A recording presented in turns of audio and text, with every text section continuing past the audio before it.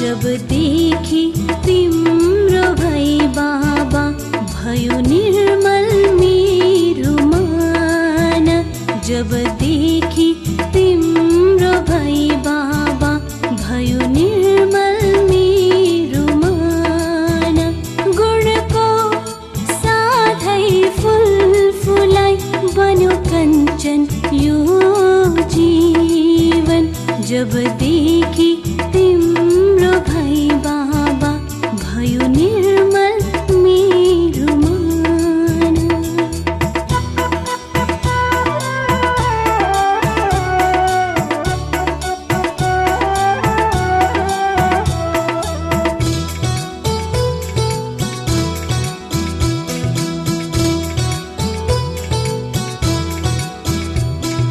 पीर अमृत ज्ञानको धारा आज बने म विवेकवान।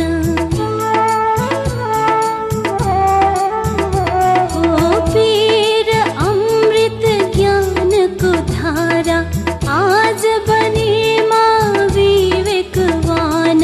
आत्मिक शक्ति पाए मैले लगाए जब तिमीमा ध्यान। आनन्दको वरदानले तोड्यो मनको अभिमान। गुणको साथै फूल फुलाई बन्यो कञ्चन यो जीवन। जब देखी तिम्रो भई बाबा भयो निर्मल मेरो मन।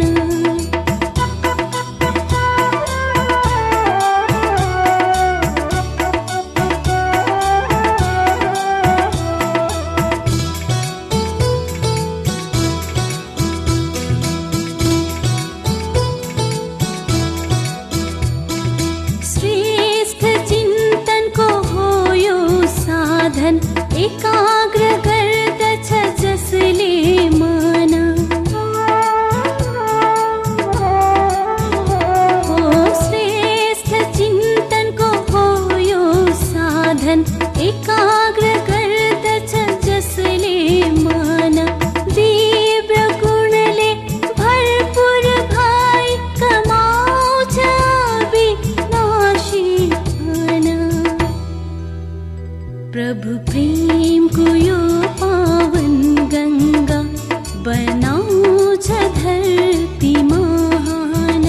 गुणको साथै फूल फुलाई बन्यो कञ्चन यो जीवन। जब देखी तिम्रो भई बाबा भयो निर्मल मेरो मन।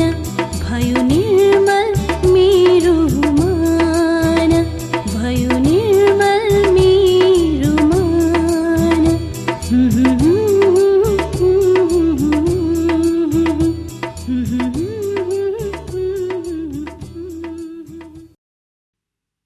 ओम शान्ति।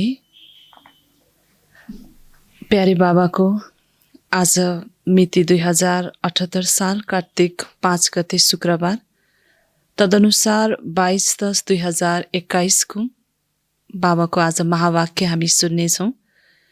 बाबा आज सारमा भन्नुहुन्छ, मिठे बच्चे मायासँग नडराऊ।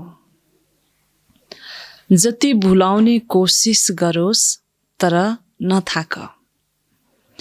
अमृत बेला उठेर यादमा रहने पूरा पुरुषार्थ गर। बाबा भन्नुहुन्छ मायासँग नडराऊ। माया अनेक रूपमा आउँछ। मायाका अनेक रूपहरूलाई हामीले चिनिसकेका छौँ। कहिले माया सानो मुसाको रूपमा आउँछ भने कहिले माया भयानक रूपमा पनि आउँछ। त्यसैले माया जस्तो सुकै रूपमा आए पनि बाबा भन्नुहुन्छ नडराऊ। जति भुलाउने कोसिस गरोस् तर नथाक। मायाले कहिलेकाहीँ भुलाइदिन्छ र हामीलाई सेवा योगमा पनि जुन प्रकारको नसा, त्यो नसा पनि कम गराइदिन्छ। त्यसले गर्दा सेवामा पनि हामी सुस्त बन्दै जान्छौँ। त्यसैले बाबा भन्नुहुन्छ कि माया जुन रूपमा आयो पनि, थकाउने कोसिस गरे पनि मायाले तिमी नथाक। जब हामी बाबाको प्राप्तिलाई याद गर्छौँ, सुरुवातका दिनहरूको ती हाम्रो नशा, उमङ्ग, उत्साह, यति बाबासँगको हाम्रो प्रीत बिस्तारै बिस्तारै चल्दै मायाका अनेक प्रकारका तुफान, परीक्षा, यस्ता संशयहरू आइदिन्छन् जसले गर्दा पहिलाको जस्तो नशा नरहन पनि सक्छ। त्यसैले बाबा बीचबीचमा हामी बच्चाहरूलाई यो सावधानी दिनुहुन्छ, फेरि यो शक्ति प्रदान गर्नुहुन्छ कि मायासँग कहिले पनि थाक्नु छैन, हार खानु छैन। त्यसैले बाबा भन्नुहुन्छ, अमृत बेला उठेर यादमा रहने पुरा पुरुषार्थ गर। र अमृत बेलामा जति याद गर्छौँ फेरि हाम्रो आत्मा रूपी ब्याट्री चार्ज हुँदै जान्छ र हाम्रो पुरुषार्थ पनि तीव्र बन्दै जान्छ। आज बाबा प्रश्न सोध्नुहुन्छ, पुरुषार्थमा नम्बर अगाडि कुन चाहिँ बच्चाहरूले लिन्छन्? पुरुषार्थमा नम्बर अगाडि कुन चाहिँ बच्चाहरूले लिन्छन्? हुन त यो यात्रा हाम्रो पुरुषार्थको यात्रा हो। हर घडी हर समय पुरुषार्थ नै पुरुषार्थ। तर बाबा आज सोध्नु हुँदैछ कि कुन बच्चाहरूले अगाडि नम्बर लिन्छन् पुरुषार्थ गर्ने क्रममा? र बाबा उत्तरमा बताउनुहुन्छ, जो बाबामा पुरा बलि चढ्छन् अर्थात् कुर्बान जान्छन्। जो बाबामा पुरा बलि चढ्छन् अर्थात् कुर्बान जान्छन्, सबैभन्दा अगाडि उनीहरू नै जान्छन्। त बाबामा पुरा बलि चढ्छन्। बाबाले जसरी चलाउनुहुन्छ, बाबाको श्रीमत अनुसार आफ्नो जीवनलाई परिवर्तन गर्छन्, सदा सन्तुष्ट रहन्छन्। त उक्त बच्चाहरू नै वास्तवमा बाबासँग बलि चढेका हुन्छन्। त उक्त बच्चाहरू नै सबैभन्दा अगाडि पनि जान्छन्। बाबामा बच्चाहरू कुर्बान जान्छन् र बच्चाहरूमा बाबा कुर्बान जानुहुन्छ। जसरी बच्चाहरू कुर्बान जान्छन् भने बाबा पनि बच्चाहरूमा कुर्बान जानुहुन्छ। तिमीले आफ्नो कफन, पुरानो तन मन धन बाबालाई दिन्छौ हैन। हाम्रा सबै पुराना चिज, पुरानो धन तन सम्पूर्ण हामीले बाबालाई दिन्छौँ र बाबाले तिमीलाई विश्वको बादशाही दिनुहुन्छ। त्यसको रिटर्नमा बाबाले फेरि हामीलाई समस्त विश्वको बादशाही दिनुहुन्छ। त्यसैले उहाँलाई गरिब निवास भनिन्छ। त यही कारणले बाबालाई गरिब निवास भनिन्छ। हामी बाबालाई पुरानो चिज दिन्छौँ, त्यसको रिटर्नमा बाबाले हामीलाई समस्त विश्वको राज्य भाग्य दिनुहुन्छ। र यही नै कारणले गर्दा बाबालाई गरिब निवास भनिन्छ। गरिबलाई नै दान दिन बाबा आउनु भएको छ र विशेष गरिबलाई नै दान दिन बाबा आउनु भएको छ।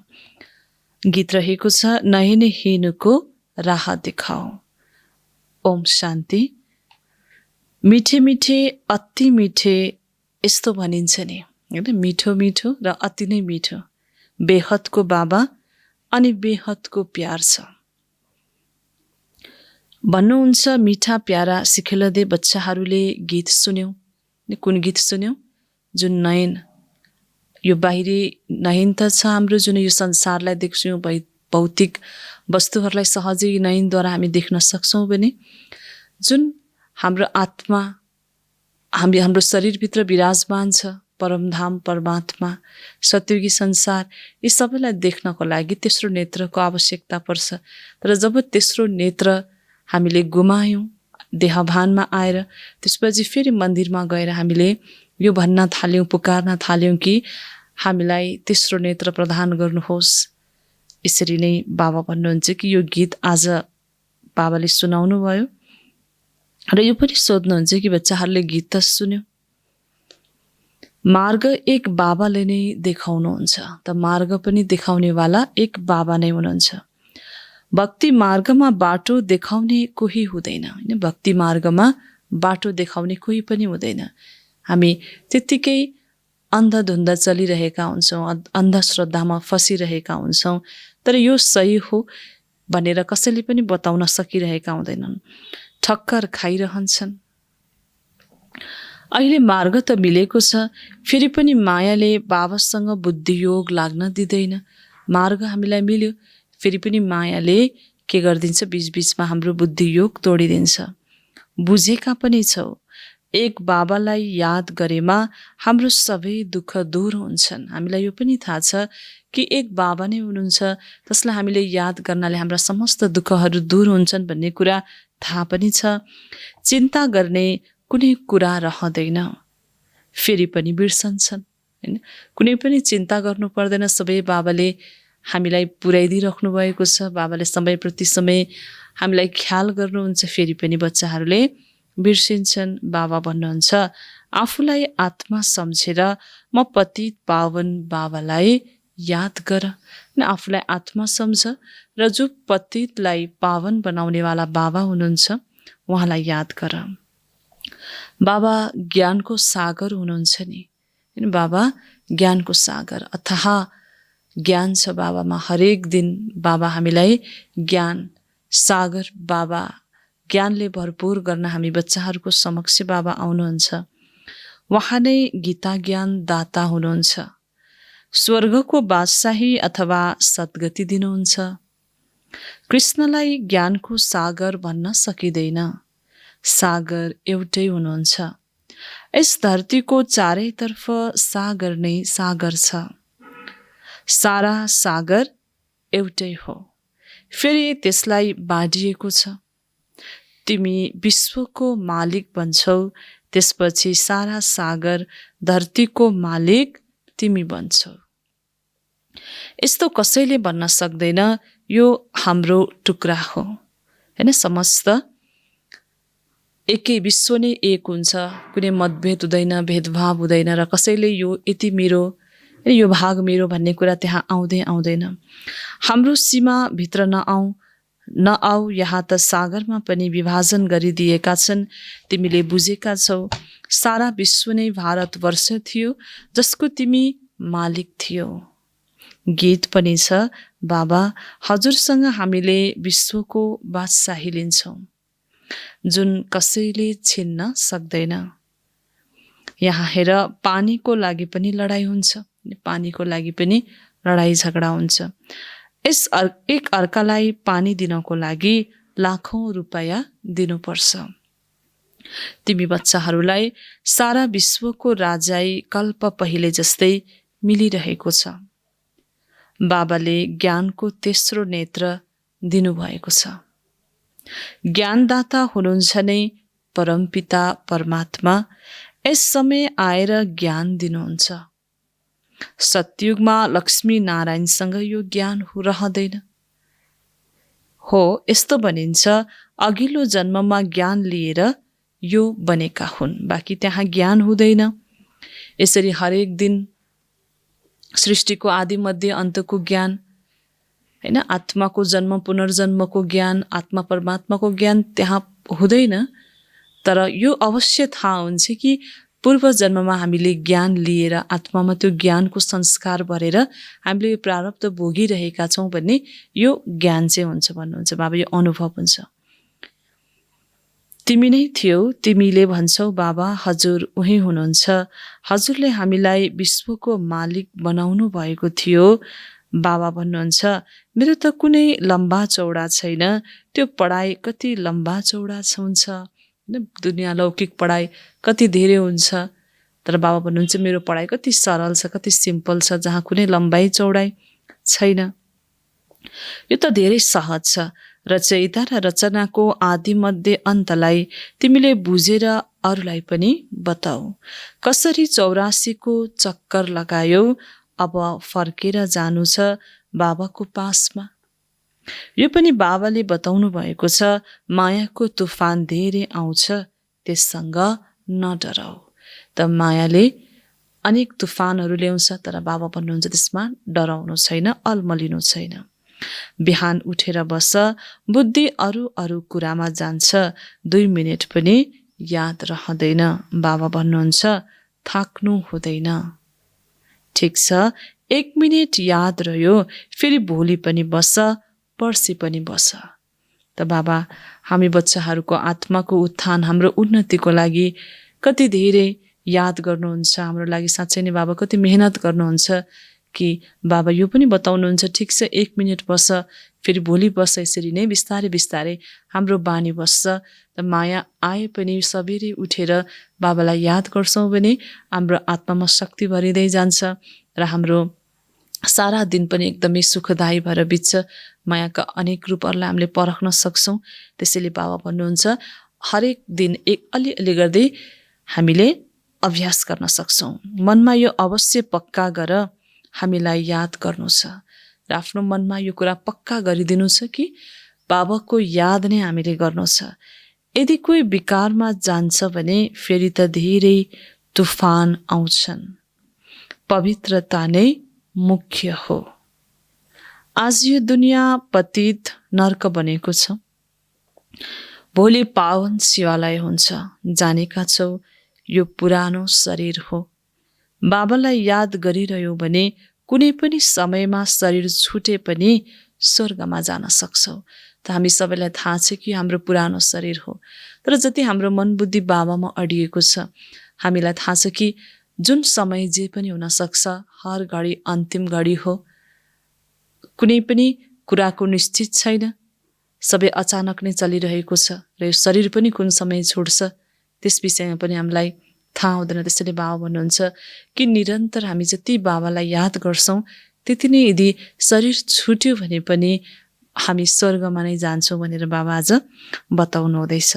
बाबासँग केही न केही ज्ञान त सुन्यौ नि। यस्ता पनि छन् जो यहाँबाट भागन्ती भएका छन्, फेरि पनि आएर आफ्नो वर्षा लिइरहेका छन्। यो पनि सम्झाइएको छ अन्तमा त्यसो गति हुन्छ। मानव कसैले शरीर छोड्यो, संस्कार ज्ञानको लिएर गयो भने बचपनमा नै यहाँतर्फ उसको आकर्षण हुन्छ। त हामीले पनि देखेका छौँ आफ्नो लौकिक घरमा पनि यदि कुनै बच्चा सानोदेखि नै दैविक संस्कार हुन्छ, ज्ञानको संस्कार हुन्छ र हजुरहरूले सेन्टर ल्याउनुहुन्छ। सेन्टरको ब्रह्मभोजन, सेन्टरको ज्ञान, दिदी भाइजी सबैलाई कति प्यारो लाग्छ उक्त बच्चा। र हामीले विचार पनि गर्ने गर्छौँ कि पक्कै पनि पूर्व जन्ममा बाबाकै बच्चा आउनुपर्छ भनेर हामीले पनि अनुमान गरेका हुन्छौँ। त बाबा पनि यही बताउनुहुन्छ कि यदि हामीले ज्ञान यहाँबाट लिएर जान्छौँ र हाम्रो शरीर छुट्छ, अर्को जन्ममा फेरि त्यही संस्कार अनुसारको हाम्रो जन्म हुन्छ र फेरि हामी बाबाकै ज्ञानमा आउने गर्छौँ र यो ज्ञानको आकर्षण हामीलाई हुने गर्छ। अङ्गहरू त साना छन्, बोल्न सक्दैनन्, तर आकर्षित हुन्छ। बचपनबाट नै संस्कार राम्रो हुन्छ, सुखदायी बन्छ। आत्मालाई नै बाबा सिकाउनुहुन्छ नि। जस्तै बाबाले मिलिट्रीहरूको उदाहरण सम्झाउनुहुन्छ। संस्कार लिएर जान्छन्, लडाइँमा फेरि भर्ती हुन्छन्। जस्तै शास्त्र पढ्नेहरू संस्कार लिएर जान्छन् अनि बचपनमा नै शास्त्र कण्ठ हुन्छ। उनको महिमा पनि निस्कन्छ। यहाँबाट जो जान्छन् उनको बचपनमा महिमा निस्कन्छ। त्यसैले हामी बाल्य अवस्थादेखि नै कतिपयको महिमा नाम मान कमाइरहेका हुन्छन्। हुन त अङ्गहरू पनि साना हुन्छन्, तर यो सबै किन भयो त भन्दा पुरानो संस्कार हो। जसरी बाबा उदाहरण दिनुहुन्छ, अहिले शास्त्र कण्ठ गर्छन्, शास्त्रको ज्ञान छ भने अर्को जन्ममा बाल्य अवस्थादेखि नै त्यो प्रकारको संस्कार प्रकट हुन थाल्छ। त्यसैले बाबा भन्नुहुन्छ संस्कार लिएर जान्छन्, लडाइँमा फेरि भर्ती हुन्छन्। जस्तै शास्त्र पढ्नेहरू संस्कार लिएर जान्छन् अनि बचपनमा नै शास्त्र कण्ठ हुन्छ। उनको महिमा पनि निस्कन्छ। यहाँबाट जो जान्छन् उनको बचपनमा महिमा निस्कन्छ। आत्माले नै धारण गर्छ नै, बाँकी रहेको हिसाब किताब चुक्त गर्नुपर्ने हुन्छ। स्वर्गमा त आउँछन् नै, बाबाको पासमा आएर मामेकम सलाम गर्छन्। प्रजा त धेरै भन्छन्, बाबासँग त वर्षा लिन्छन्। अन्त्यकालको लागि भनिएको छ नि, अहो प्रभु तिम्रो लीला। अहिले तिमीले बुझेका छौ, अहो बाबा हजुरको लीला। ड्रामा प्लान अनुसार यस्तो छ, बाबा हजुरको कार्य सबै मनुष्यको भन्दा न्यारा छ। जसले बाबाको राम्रो सेवा गर्छन् उनलाई फेरि इनाम पनि धेरै राम्रो मिल्छ। त बाबाको सेवा जसले राम्ररी गर्छन्, दिलले गर्छन् सेवा, नै रुहानियतमा रहेर आत्मिक भावमा सेवा गर्छन् भने त्यो सेवाको सफलता पनि मिल्छ र त्यसको साथसाथै बाबा भन्नुहुन्छ इनाम पनि राम्रो मिल्छ, पुरस्कार पनि मिल्छ। विजयमालामा आउँछन्। यो हो रुहानी ज्ञान जो बाबाले रूह अर्थात् आत्माहरूलाई दिनुहुन्छ। मनुष्य सबैले त शरीरलाई नै याद गर्छन्। शिवानन्द, गङ्गेश्वरानन्द आदिले यो ज्ञान दिन्छन्। यहाँ त भनिन्छ निराकार शिव बाबाले ज्ञान दिनुहुन्छ। म सर्वोच्च हुँ, म आत्माको नाम हो शिव, शिव परमात्माय नमः भनिन्छ। फेरि ब्रह्मा विष्णु शङ्करलाई भनिन्छ देवताय नमः। यी पनि रचना हुन्। उनीहरूबाट कुनै पनि वर्षा मिल्न सक्दैन। तिमी आपसमा भाइ भाइ हौ। भाइलाई याद गरेर वर्षा मिल्दैन। वर्षा लिनको लागि पितालाई याद गर्नु पर्यो। यी पनि तिम्रो भाइ हुन्, विद्यार्थी हुन् नि, पढिरहेका छन्। यिनीसँग वर्षा मिल्दैन। यिनले स्वयं नै वर्षा लिइरहेका छन् शिव बाबासँग। पहिला यिनले सुन्छन्, बाबालाई भन्छु बाबा म त हजुरको पहिलो बच्चा हुँ हैन। ब्रह्मा बाबाले शिव बाबालाई भन्नुहुन्छ कि बाबा म हजुरको पहिलो बच्चा हुँ। हजुरबाट कल्प कल्प वर्षा लिन्छु। कल्प कल्प हजुरको रथ बन्छु। शिवको रथ हो ब्रह्मा। ब्रह्माद्वारा विष्णुपुरीको स्थापना। तिमी ब्राह्मण पनि सहयोगी हौ। फेरि तिमी मालिक बन्छौ। अहिले तिमीले जानेका छौ हामीले 5000 वर्ष पहिले जस्तै बाबाद्वारा राज्य भाग्य लिन्छौँ। जसले कल्प पहिले राज्य भाग्य लिएका छन् उनी आउँछन्। हरेकको पुरुषार्थबाट थाहा हुन्छ को महाराजा महारानी बन्छ, को प्रजा बन्छ। त हरेकको पुरुषार्थबाट थाहा हुन्छ कि को राजा महाराजा र को प्रजा बन्छ। यो सबै आफ्नो पुरुषार्थद्वारा नै छुटिने गर्छ। अन्तिममा तिमीलाई सबै साक्षात्कार हुन्छ। सारा कुरा पुरुषार्थमा भर पर्छ। कुर्बान पनि हुनु पर्ने हुन्छ। बाबा भन्नुहुन्छ म गरिब निवास हुँ। तिमी गरिबहरू नै ममा कुर्बान हुन्छौ। दान सदैव गरिबलाई नै दिइन्छ। मानौ कसैले कलेज बनाउँछ, उसले कुनै गरिबलाई दान गरेको हुँदैन। त्यो कुनै ईश्वर अर्थ हुँदैन, तर दान त गर्छन् नि।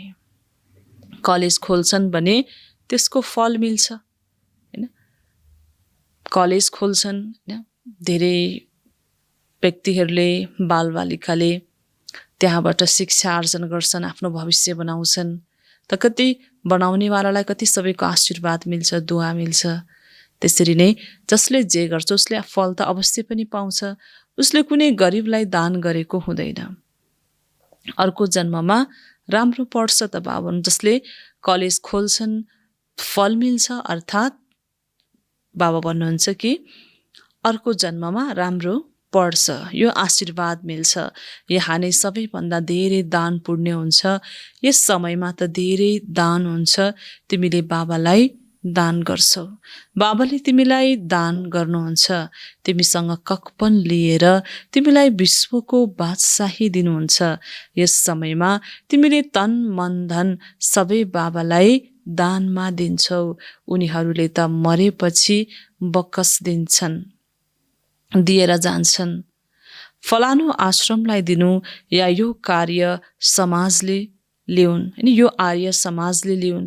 वास्तवमा दान गरिबलाई दिनुपर्छ जो भोकै हुन्छन्। अहिले भारत गरिब छ नि, स्वर्गमा कति धनवान हुन्छन्। तिमीले जानेका छौ त्यहाँ अनाज धन आदि जति तिम्रो पासमा हुन्छ त्यो अरू कसैको पासमा हुन सक्दैन। त्यहाँ त केही पनि पैसा लाग्दैन। मुठी चामल दान गर्छौ, त्यसको रिटर्नमा 21 जन्मको लागि महल मिल्छ, जागिर पनि मिल्छ। अहिले तत्त्व पनि तमोप्रधान हुनको कारण दुःख दिन्छन्। त्यहाँ तत्त्व शतप्रधान हुन्छन्। त बाबा आज दानको विशेष कुरा गर्नुहुन्छ कि विशेष गरी गरिबलाई दान दिन्छ र दान जति हामी दिन्छौँ त्यसको फल अवश्य पनि हामीलाई मिल्छ र बाबालाई दिलले गर्छौँ, एकमुठी गर्छौँ हैन। त्यसपछि बाबा भन्नुहुन्छ सतयुगमा त हामीलाई स्वर्गको बादशाही मिल्छ समस्त। त बाबा भन्नुहुन्छ तिमीले जानेका छौ त्यहाँ अनाज धन आदि जति तिम्रो पासमा हुन्छ त्यति अरू कसैको पासमा हुन सक्दैन। त्यहाँ त केही पनि पैसा लाग्दैन। मुठी चामल दान गर्छौ त्यसको रिटर्नमा 21 जन्मको लागि महल मिल्छ, जागिर पनि मिल्छ। अहिले तत्त्व पनि तम प्रधान हुनको कारण दुःख दिन्छन्, त्यहाँ तत्त्व सत्व प्रधान हुन्छन्। तिमीले जानेका छौ सतयुगमा को आउँछन् हैन। त बाबा भन्नुहुन्छ कि हामीलाई थाहा छ यो कुरा कि सतयुगमा को आउँछन्, फेरि द्वापरमा फलाना फलाना आउँछन्। कलयुगको अन्त्यमा साना साना हाँगाहरू मठपन्थ आदि निस्किरहन्छन् नि। अहिले तिम्रो बुद्धिमा कल्पवृक्ष ड्रामा आदिको ज्ञान। बाबा भन्नुहुन्छ कि अहिले हामी बच्चाहरूको बुद्धिमा कल्पवृक्ष र ड्रामा आदिको ज्ञान छ। त्यसैले बाबा भन्नुहुन्छ कि जुन झाडमा पहिलो को आउँछ, फेरि हाँगा बिगाहरूमा के आउँछ नि सबै कुरा आत्मा कुन समयमा आउँछ भन्ने कुरा विस्तारमा हामीले कल्पवृक्षको चित्रद्वारा बुझ्न सक्छौँ। र ड्रामा अनुसार सबैले आफ्नो पाठ बजाउनु नै छ। ड्रामा कल्याणकारी छ भन्ने विषयमा पनि हामीलाई थाहा छ। त्यसैले कल्पवृक्ष र ड्रामाको ज्ञान हामीमा छ। बाबाको पाठलाई पनि जानेका छौ। महाभारत लडाइँमा देखाउँछन् 5 पाण्डव बचे। ठिक छ, फेरि के भयो? अवश्य जसले राजयोग सिक्छन् उनीले गएर राज्य गर्छन् नि। पहिले तिमीले पनि जानेका कहाँ थियौ र? बाबाले पनि गीता आदि पढ्थे, नारायणको भक्ति गर्थे हैन। ब्रह्मा बाबाले पनि गीता पढ्नुहुन्थ्यो, नारायणको भक्ति गर्नुहुन्थ्यो। गीतासँग पनि धेरै प्यार थियो। ट्रेनमा जाँदा पनि गीता पढ्थे। अहिले हेर्छु केही पनि बुझेका थिएन।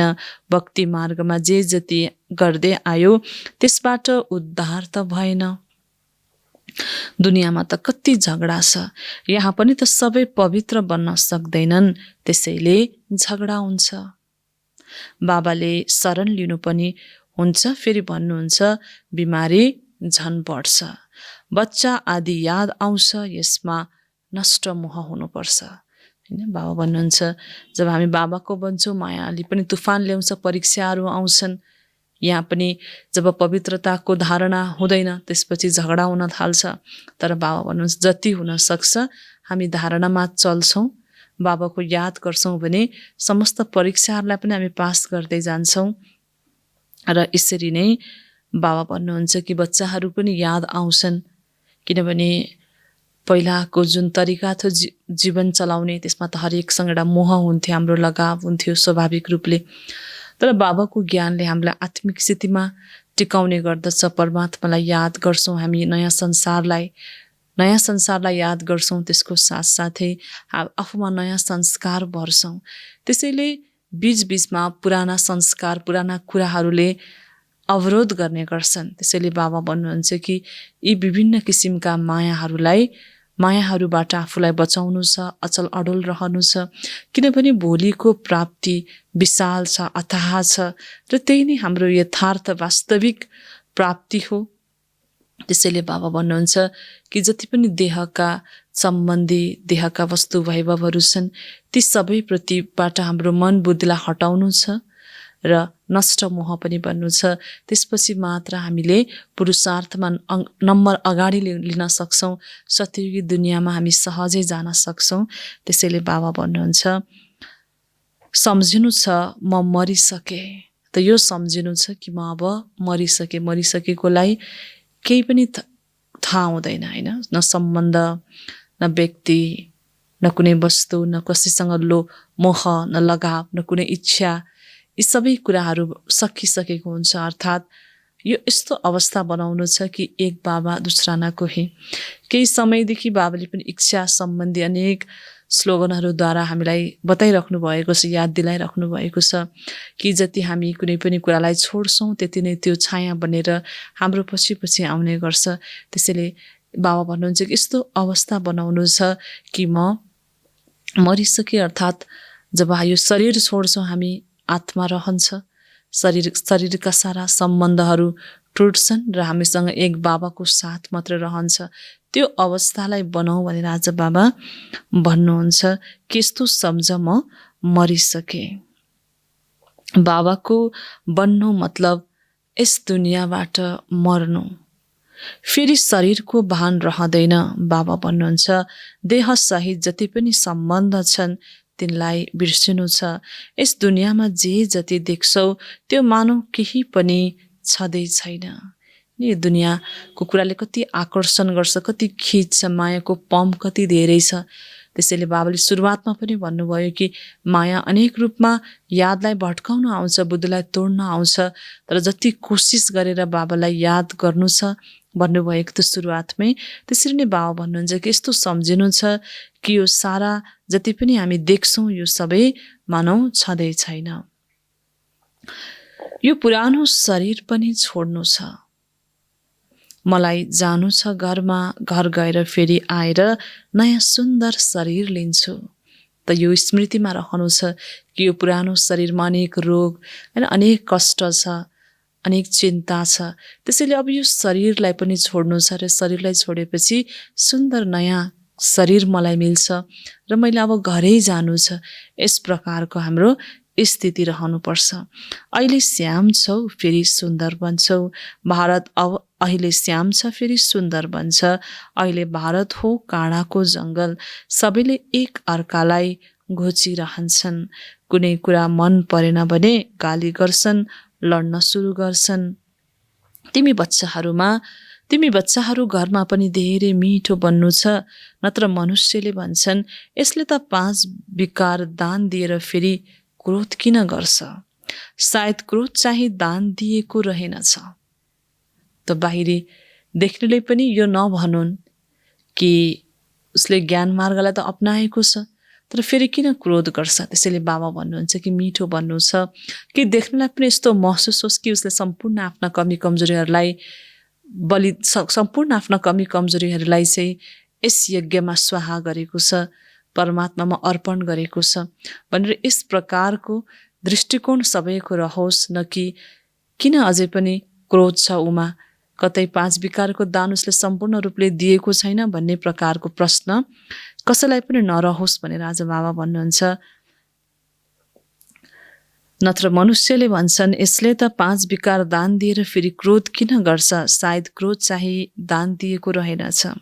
बाबा भन्नुहुन्छ प्यारा बच्चाहरू, झोलीमा 5 विकार दानमा देऊ अनि तिम्रो ग्रहण छुट्छ। चन्द्रमालाई ग्रहण लाग्छ नि, तिमी पनि अहिले सम्पूर्ण बन्छौ। त्यसैले बाबा भन्नुहुन्छ यो विकार दानमा देऊ, तिमीलाई स्वर्गको बादशाही मिल्छ। आत्मालाई बाबाबाट वर्षा मिल्छ। आत्माले भन्छ यस पुरानो दुनियाँमा बाँकी थोरै समय छ, तिमीले सबै काम गरिसक्नु छ, सबै चिन्ता हटाइदिनुपर्छ। बाबा जान्नुहुन्छ अनेक प्रकारका ख्याल आउँछन्। धन्दाको ख्याल आउँछ, भक्ति मार्गमा भक्ति गर्दा ग्राहक धन्दा आदि याद आयो भने फेरि चुटकी बजाउँछन्। म नारायणको यादमा बसेको छु, फेरि यो कुरा याद किन आयो। यहाँ पनि यस्तो हुन्छ। यस रूहानी सेवामा राम्रोसँग लाग्छौ भने फेरि सम्झाइन्छ ठिक छ, छोडिदेऊ धन्दा आदिलाई, बाबाको सेवामा लाग भनिन्छ। छोड्यो भने छुट्छ। देहाभिमान छोड्दै जाऊ। केवल बाबालाई याद गर्यो भने बादरबाट मन्दिर लायक बन्छौ। त बाबा भन्नुहुन्छ कि यहाँ पनि हाम्रो बुद्धि समय प्रति समय भट्किने गर्छ।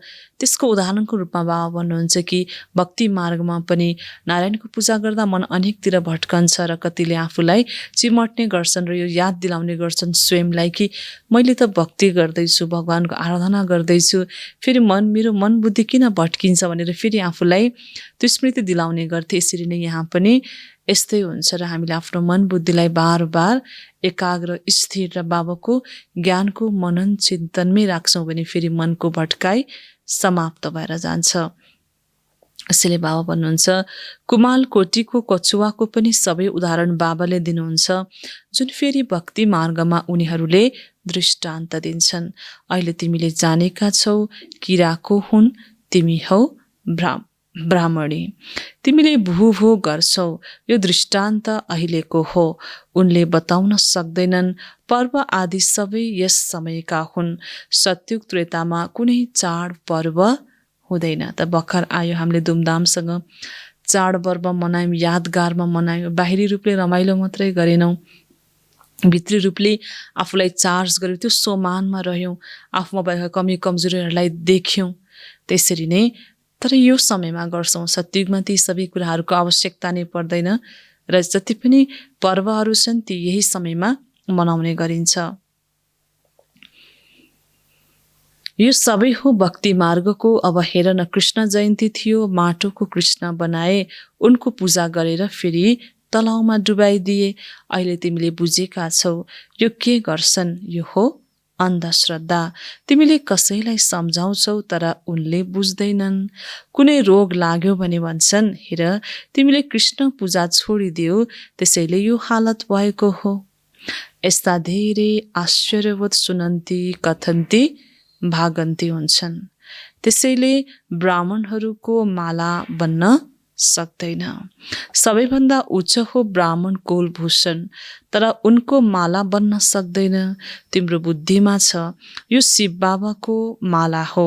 फेरि हामी गएर सत्युगमा नम्बरवार विष्णुको मालाको दाना बन्छौँ। तिम्रा एक एक शब्द यस्ता छन् जुन कसैले बुझ्न सक्दैन। एक एक शब्दमा यति रहस्य समाइएको छ। त्यसैले बाबा भन्नुहुन्छ कि कुरा कसैले बुझ्न सक्दैनन्। बाबाले पढाइरहनुहुन्छ, वृद्धि भइरहन्छ। प्रदर्शनीमा कति आउँछन् भन्छन् पनि हामी आएर बुझ्छौँ। फेरि घरमा गएपछि खलास। होइन, सुनुन्जेल धेरै राम्रो लाग्छ, आकर्षण हुन्छ, एकदमै ध्यान लाग्छ। तर जब बाहिर गयो फेरि दुनियाँको आकर्षण, दुनियावी कुरा, पुरानो संस्कार फेरि जस्ताको त्यस्तै। अर्थात् बाबा भन्नुहुन्छ सुनेको कुरा सबै खलास, जहाँको त्यही रह्यो। भन्छन् प्रभुसँग मिल्नको लागि धेरै राम्रो बाटो बताउँछन्, तर म त्यसमा चलौँ, वर्षा लिउँ, यो बुद्धिमा आउँदैन। भन्छन् धेरै राम्रो सेवा गरिरहेका छन् ब्रह्मकुमारीहरूले। होइन त, अनेक सेवाको वृद्धि, नयाँ नयाँ सेवामा नवीनता, होइन देख्छन् हरेकले। र यो महिमा पनि गर्ने गर्छन् कि सेवा त ब्रह्मकुमारीजहरूले धेरै गरिरहेका छन्। अरे तिमीले बुझ्नु पनि पर्यो नि, जिस्मानी सेवा गरिरहन्छौ, अब यो रुहानी सेवा गर। सोसाइटीको सेवा त सबै मनुष्यले गरिरहन्छन्, फोकटमा त कुनै सेवा गर्दैनन्, नत्र खान्छन् कहाँबाट। अहिले तिमी बच्चाहरूले धेरै राम्रो सेवा गर्छौ, तिमीलाई धेरै दया लाग्छ। होइन, हामी त कुनै स्थूल बाहिरी सेवा होइन, हरेक आत्माको कल्याणको सेवा हो। किन भट्किएको, जुन मार्गविहीन भएका आत्माहरू चिन्तित, दुखी, अशान्ति भएका थिए, र हरेक आत्मालाई फेरि आफ्नो ठेगानामा लगाउने, आत्माको कल्याण गर्ने हो यो विशेष सेवा। त्यसैले बाबा भन्नुहुन्छ कि तिमीलाई धेरै दया लाग्छ। हाम्रो देश के थियो, फेरि रावणले कस्तो गतिमा पुर्यायो। अहिले हामी बाबाको श्रीमतमा चलेर वर्षा अवश्य लिन्छौँ। तिमीले जानेका छौ अहिले हामी हौ सङ्गम युगी, बाँकी सबै हुन् कलियुगी। हामी पार गइरहेका छौँ। जो बाबाको यादमा राम्रोसँग रहन्छन्, उनीहरूले बसी बसी याद गर्दा गर्दै शरीर छोडिदिन्छन्। होइन, बाबा हामीलाई भन्नुहुन्छ कि हामी त अहिले आत्माको यात्रामा छौँ, परमात्मालाई याद गर्छौँ, आफ्नो मनबुद्धिलाई एकाग्र र अनेक कमी कमजोरीलाई समाप्त गर्ने मार्गमा छौँ। त्यसैले हामी सङ्गम युगमा छौँ, जहाँ हामी हरेक दिन परमात्मासँग मिलन मनाउँछौँ, आफ्ना कमी कमजोरी परमात्मामा अर्पण गर्छौँ। होइन, परमात्मालाई नै याद गर्छौँ हर पल, उहाँलाई हरेक कुरा स्वीकार गरेर ग्रहण गर्छौँ। त्यसैले हाम्रो लागि यो सङ्गम युग हो। बाँकी दुनियाँमा देहको संसार छ, रमत गमत छ, मायासँगको सम्बन्ध छ। त्यसैले दुनियावी मनुष्यहरू त कलियुगी हुन् भन्नुहुन्छ बाबा। त बाबा बडो सुन्दर कुरा गर्नुहुन्छ कि जति समय हामीलाई थाहा छ कि हरेक समय अन्तिम घडी, जुन हामीले सुरुवातमा पनि बुझ्यौँ। त जति बाबाको याद हामी गर्छौँ त्यति नै हाम्रो अन्तिम घडी पनि बाबाको यादमा नै हुनेछ। यो शरीर पनि हामी बाबाको यादमा नै छोड्नेछौँ। फेरि आत्मा फर्केर आउँदैन, बसी बसी बाबाको यादमा गयो। यहाँ हठयोग आदिको कुनै कुरा छैन। जस्तै देख्छौ कोही ध्यानमा बसी बसी जान्छन्, त्यस्तै तिमीले पनि बसी बसी यो शरीर छोडिदिन्छौ। सूक्ष्म वतन गएर फेरि बाबाको पासमा जान्छौँ। त बाबा हाम्रो प्रोसेस पनि बताउनुहुन्छ, हामी फेरि कसरी जान्छौँ, कसरी शरीर छोड्छौँ। सबैभन्दा जीवनमा कष्टदायी समय भनेको आत्माले शरीर छोड्ने समय हो हैन। कतिपय समयमा त चाहेर पनि आत्मा यो शरीरबाट निस्कन सकिरहेको हुँदैन, यति छटपटी हुन्छ हैन, यति कष्ट हुन्छ। तर बाबा भन्नुहुन्छ कि जति हामी बाबालाई याद गर्छौँ त्यति नै यो शरीरदेखि सहजै हामी छुट्छौँ। र बाबा भन्नुहुन्छ यो सूक्ष्मतनमा फेरि हामी आउँछौँ हैन। बाट प्रोसेस यसरी बाबाले हामीलाई बताइराख्नु भएको छ कि तिमीले बसी बसी यो शरीर छोडिदिन्छौ, सूक्ष्म वतन गएर फेरि बाबाको पासमा जान्छौ। जसले यादको यात्राको धेरै मेहनत गर्छ उसले यसरी नै शरीर छोडिदिन्छ। त यादको यात्रालाई नै अगाडि बढाउनु छ, किनभने यादको यात्रा भनेको गुप्त हैन, यो कुनै बाहिरी देखावा होइन। हामी हरेक पल हरेक कार्य गर्दा पनि याद गर्न सक्छौँ। त बाबा भन्नुहुन्छ उसले यसरी नै शरीर छोडिदिन्छ, साक्षात्कार हुन्छ। जस्तै सुरुमा तिमीलाई धेरै साक्षात्कार भयो, त्यसै गरी अन्तिममा पनि तिमीले धेरै देख्नेछौ। अच्छा, मिठे मिठे सिखेलदे बच्चाहरूप्रति माता-पिता बाप दादाको याद प्यार एवं गुड मर्निङ। रुहानी बाबाको रुहानी बच्चाहरूलाई नमस्ते। हामी रुहानी बच्चाहरूको रुहानी बाप दादालाई याद प्यार गुड मर्निङ एवं नमस्ते बाबा नमस्ते। धारणाको लागि मुख्य सार 1 नम्बरमा मन्दिर लायक बन्नको लागि देह अभिमान छोडिदिनु छ, रुहानी सेवामा लाग्नु छ। 2 नम्बरमा बाबा भन्नुहुन्छ अब घर जाने समय हो, त्यसैले जति पनि हिसाब किताब छ, धन्दा आदिको ख्याल चल्छ, त्यसलाई निकालिदिनु छ, यादको यात्राको मेहनत गर्नु छ। त अब घर जाने समय हो, त हिसाब किताब जति पनि छन् ती सबैलाई समाप्त गर्नु छ, धन्दा आदिको ख्याल छ, बाबा भन्नुहुन्छ सबै निकालिदिनु छ र यादको यात्राले अब मेहनत गर्नु छ। बाबा आजको वरदान योगयुक्त स्थितिद्वारा सूक्ष्म वा कडा बन्धनहरूलाई पार गर्ने बन्धन मुक्त भव। योगयुक्त स्थितिद्वारा सूक्ष्म वा कडा बन्धनहरूलाई पार गर्ने बन्धन मुक्त भव। विस्तारमा बाबा सम्झाउनुहुन्छ योगयुक्तको निशानी हो बन्धन मुक्त हैन। योगयुक्त कुनै आत्मा योगयुक्त हो, उसको निशानी के हो? बाबा भन्नुहुन्छ बन्धन, हरेक कुराबाट उसको बन्धन छुटेको हुन्छ, न आफ्नो शरीरसँग, न कुनै मित्र सम्बन्धीसँग, न बाहिर कुनै स्थूल चिजहरूसँग कुनै पनि कुराको बन्धन हुँदैन। योगयुक्त बन्नमा सबैभन्दा ठुलो अन्तिम बन्धन हो स्वयंलाई समझदार सम्झेर श्रीमतलाई आफ्नो बुद्धिको कमाल सम्झिनु, अर्थात् श्रीमतमा आफ्नो बुद्धि मिसाउनु, जसलाई बुद्धिको अभिमान भनिन्छ। त 1 नम्बरको बन्धन बाबा भन्नुहुन्छ कि स्वयंलाई समझदार सम्झेर हैन, श्रीमतलाई आफ्नो बुद्धिको कमाल सम्झिनु हैन। बाबाको श्रीमत अनुसार कुनै पनि कर्म गर्छौँ, श्रीमत अनुसारले गरेको भएर सफलता त्यसमा मिल्छ हामीलाई, तर त्यसमा पनि हामी अभिमान गर्छौँ, आफ्नो बुद्धिको कमाल सम्झिन्छौँ भने फेरि बाबा भन्नुहुन्छ त्यो अभिमान हुन जान्छ। 2 नम्बरमा जब कसैले तिम्रो कुनै कमजोरीको इशारा दियो वा अहित गर्यो भने यदि त्यतिखेर तिमीमा अलिकति पनि व्यर्थ सङ्कल्प चल्यो भने त्यो पनि बन्धन हुन्छ हैन। कति सूक्ष्म कुरा छ जसलाई हामीले कहिले ख्यालै गरेका हुँदैनौँ, यस विषयमा त हाम्रो कहिले चिन्तन नै चलेको हुँदैन, तर बाबा भन्नुहुन्छ यो पनि बन्धन हो। जसले हामीलाई योगयुक्त हुन दिइरहेको हुँदैन। त 2 नम्बरमा थियो कि जब कसैले तिम्रो कुनै कमजोरीको इसारा दियो या अहित गर्यो भने यदि त्यतिखेर तिमीमा अलिकति पनि व्यर्थ सङ्कल्प चल्यो भने त्यो पनि बन्धन हो। किन यस्तो भयो, म त सही थिएँ, म ठिक थिएँ, फेरि पनि मलाई किन यस्तो निन्दा गर्यो, मेरो अपमान किन गरियो, यो व्यर्थ चल्नु पनि के हो त बाबा भन्नुहुन्छ, बन्धन हो। जब यी बन्धनहरूलाई पार गरेर हार जित निन्दा स्तुतिमा समान स्थिति बनाउँछौ अनि भनिन्छ सम्पूर्ण बन्धन मुक्त। स्लोगन, पहिला सोच्नु अनि गर्नु यही ज्ञानी आत्माको गुण हो। त पहिला सोच्नु अनि गर्नु यही ज्ञानी आत्माको गुण हो। त्यसैले हामीले सुरुवातका दिनहरूमा पनि पढेका थियौँ मन, बुद्धि र संस्कार, हैन? पहिला मन आउँछ, त्यसपछि बुद्धि, अनि त्यसपछि हाम्रो संस्कारमा छापिने गर्छ, संस्कारको रूपमा।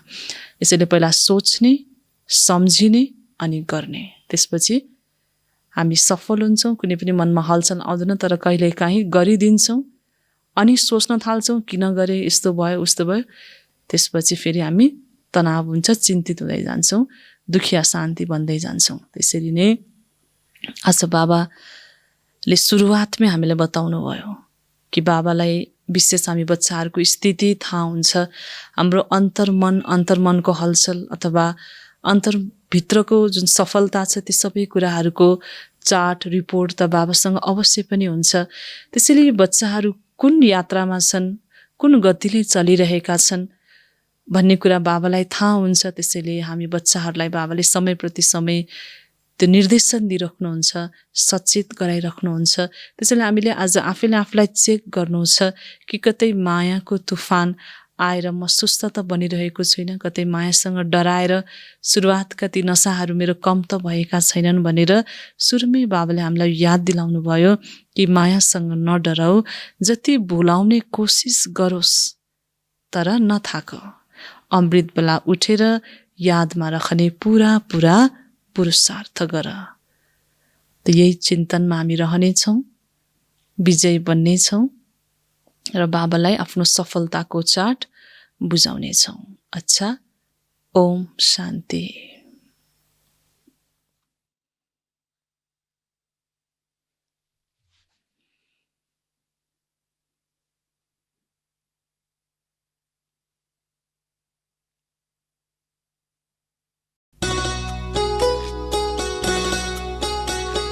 लाग्यो लगन हाम्रो बाबामा, सुनेर मुरलीको ज्ञान, भयो मगन अब राजयोगमा, भुल्यो देहाभिमान।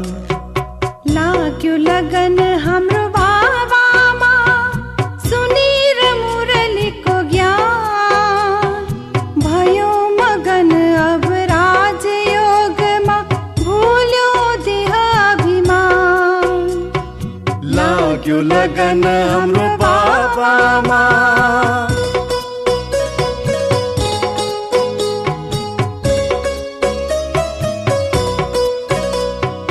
पुरै डुब्यो जब अनुभव सागरमा, फेरि यो काया यो जीवनको,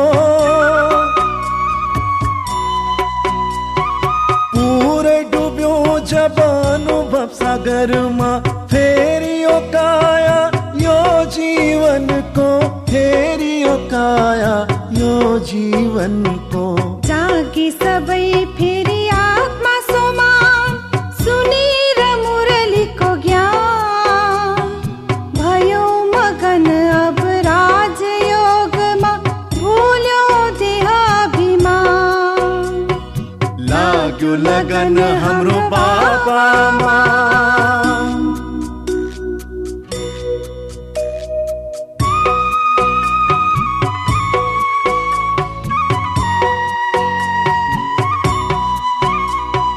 करुणा सागरको दयाको दृष्टि, गर्दछ सधैँ सुखको वृष्टि।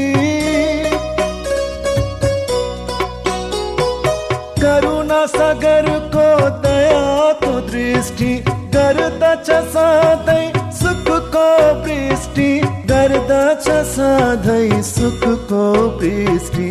बनाउँछ यसले जीवन महान, सुनेर मुरलीको ज्ञान। भयो मगन अब राजयोगमा, भुल्यौँ देहाभिमान। लाग्यो लगन हाम्रो बाबामा,